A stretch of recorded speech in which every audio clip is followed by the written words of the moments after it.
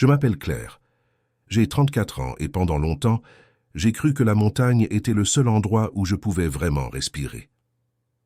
Photographe naturaliste depuis mes 23 ans, j'avais passé des centaines de nuits seul dans les Alpes, l'œil collé au viseur, à attendre la lumière parfaite sur un chamois ou le vol d'un aigle au-dessus des crêtes.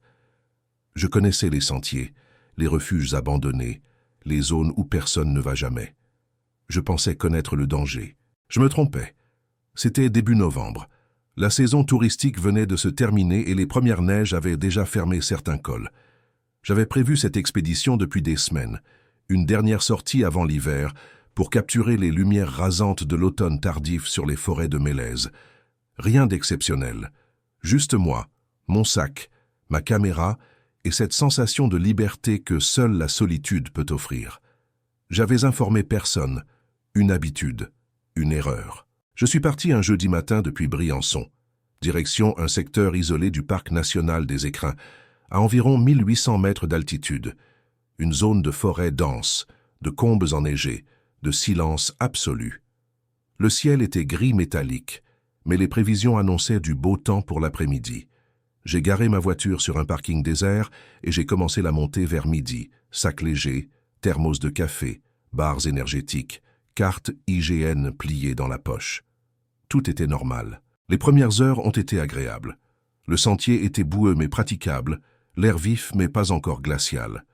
J'avançais lentement, m'arrêtant régulièrement pour observer les traces d'animaux dans la neige molle. Cerfs, renards, peut-être un lynx. À 15 heures, j'ai atteint une clairière dominant une vallée étroite, exactement l'endroit que je cherchais. La lumière commençait à décliner, dorée et froide. J'ai sorti mon appareil et j'ai travaillé pendant près d'1 heure, totalement absorbé.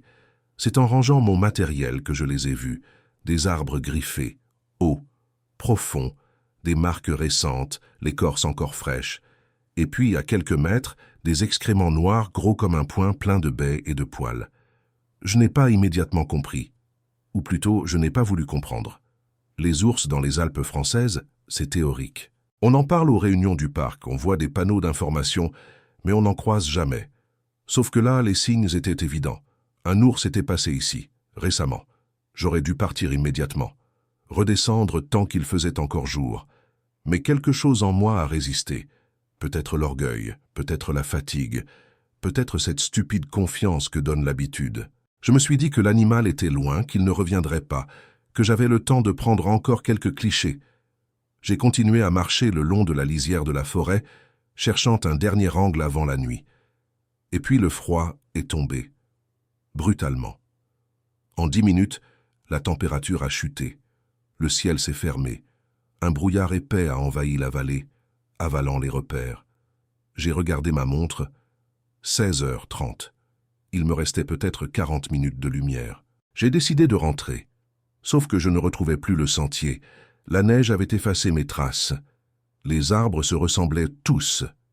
J'ai sorti ma carte, mais le brouillard était trop dense pour identifier les reliefs.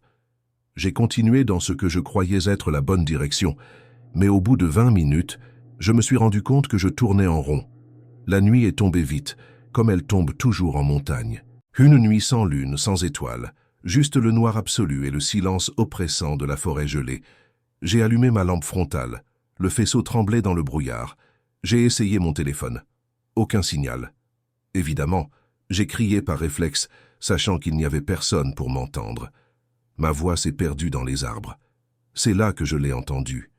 Un bruit sourd, lourd, quelque chose qui bougeait dans les fourrés, à ma droite. Je me suis figé. Mon cœur cognait si fort que j'avais l'impression qu'il allait exploser. J'ai éteint ma lampe instinctivement, comme si ça pouvait me rendre invisible. Le bruit s'est rapproché. Des branches qui cassent, un souffle rauque. Et puis, dans la faible lueur de la neige, je l'ai vu. L'ours était à moins de 15 mètres. Énorme, noir, maigre. Il se déplaçait lentement, la tête basse, cherchant quelque chose. De la nourriture. Il ne m'avait pas encore vu. J'aurais dû rester immobile. C'est ce qu'on apprend. Ne jamais courir, ne jamais montrer de peur. Mais la panique a court-circuité toute logique. J'ai fait demi-tour et j'ai couru. Erreur fatale. L'ours a réagi immédiatement. J'ai entendu son grognement derrière moi, puis le bruit de sa course. Il était rapide, beaucoup plus rapide que je ne l'imaginais.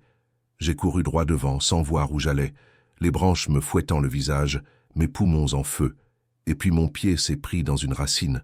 Je suis tombé violemment, la tête la première dans la neige. Ma lampe frontale s'est détachée. Tout est devenu noir. Je me suis retourné sur le dos, par réflexe de survie, et je l'ai vu au-dessus de moi. L'ours.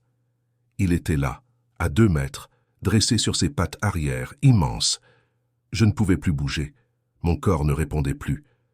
J'ai fermé les yeux, j'ai ramené mes bras autour de ma tête, en position fétale, et j'ai attendu. J'ai attendu la douleur, les griffes, les dents. J'ai attendu la mort, mais rien n'est venu. J'ai entendu l'ours descendre sur ses 4 pattes. Il s'est approché. Il a reniflé mes cheveux, mon cou, mon sac. Son souffle était chaud, humide, incroyablement proche. J'ai retenu ma respiration. Chaque seconde durait une éternité. Et puis, sans raison que je comprendrai jamais, il est parti. J'ai entendu ses pas s'éloigner dans la forêt, lourd, tranquille, comme si je n'avais jamais existé. Je suis resté là, recroquevillé dans la neige, incapable de bouger, tremblant de tout mon corps.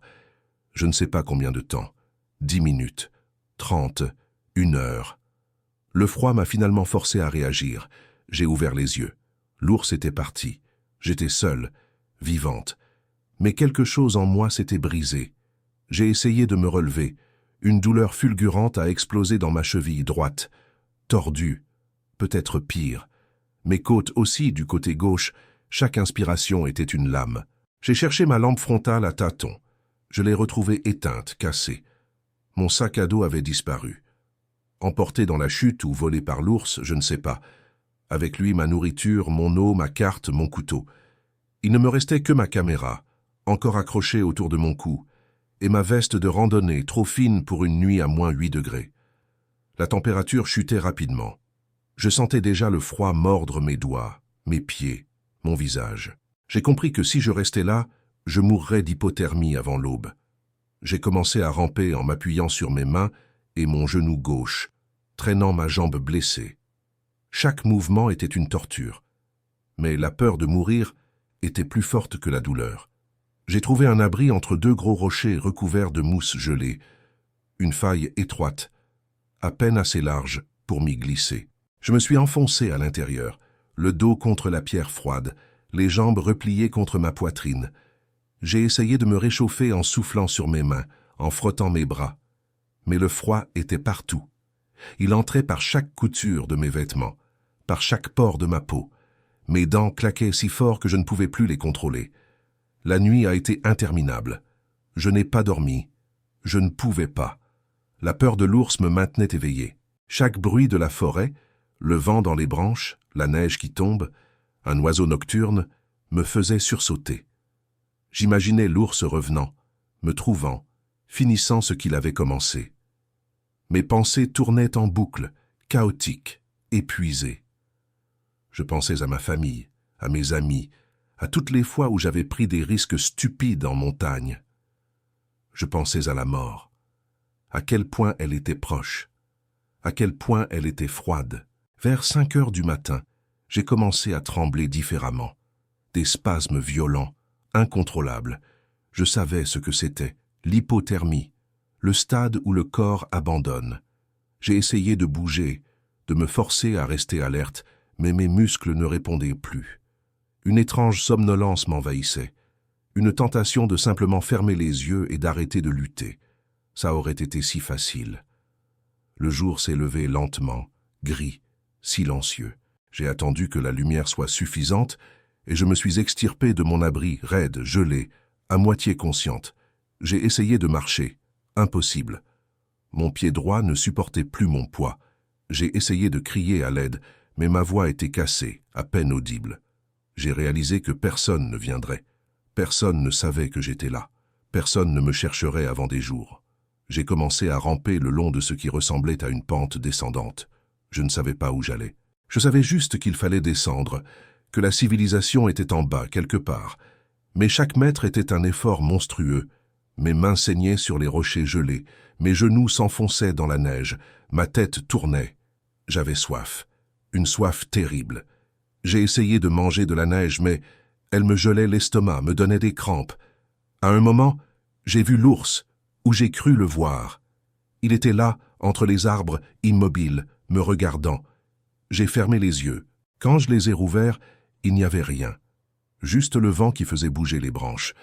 J'ai compris que j'étais en train de perdre la tête, que mon cerveau, privé de chaleur, de nourriture, de sommeil, commençait à fabriquer des images. J'ai continué à ramper, je parlais toute seule, je me donnais des ordres. Encore 10 mètres, juste 10. Tu peux, encore 5, encore 1. Ma caméra cognait contre ma poitrine à chaque mouvement. J'ai pensé à l'abandonner, elle ne servait plus à rien. Mais quelque chose en moi refusait. Cette caméra, c'était moi, c'était ma vie. Si je la laissais, c'était comme si j'abandonnais une partie de moi-même.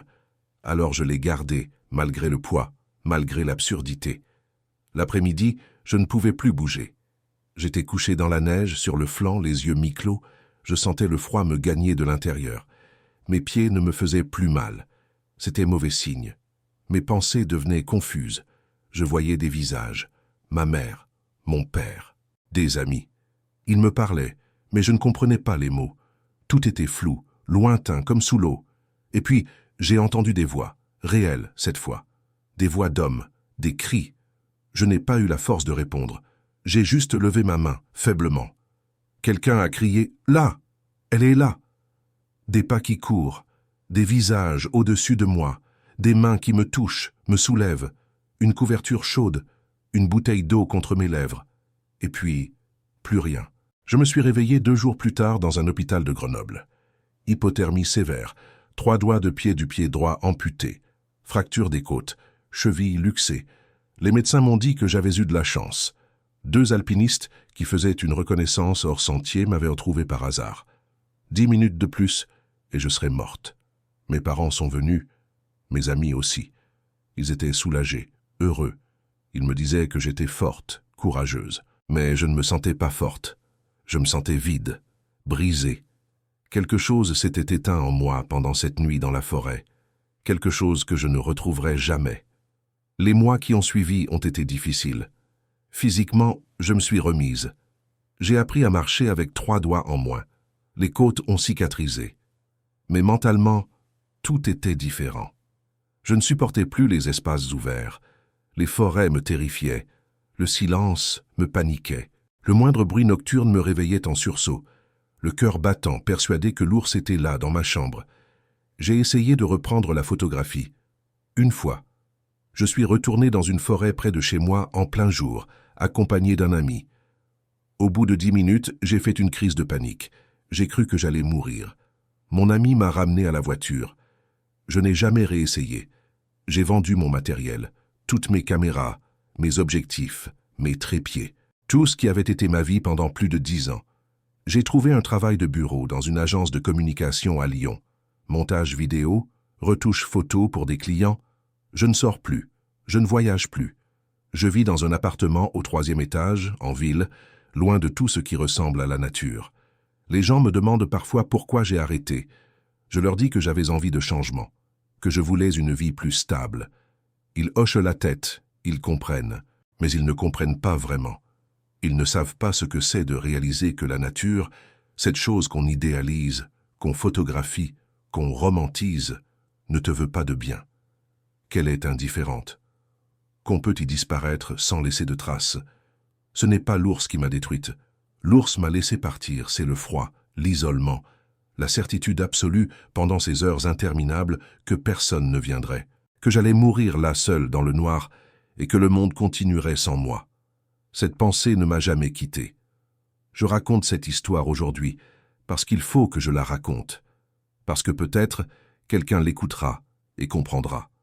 Comprendra qu'on ne revient jamais vraiment de certains endroits, qu'on peut survivre et quand même perdre tout ce qui nous définissait. Je suis vivante, oui, mais la Claire qui aimait la montagne, qui vivait pour la lumière et le silence, elle est restée là-bas, quelque part entre les arbres gelés, et je ne sais pas si elle reviendra un jour.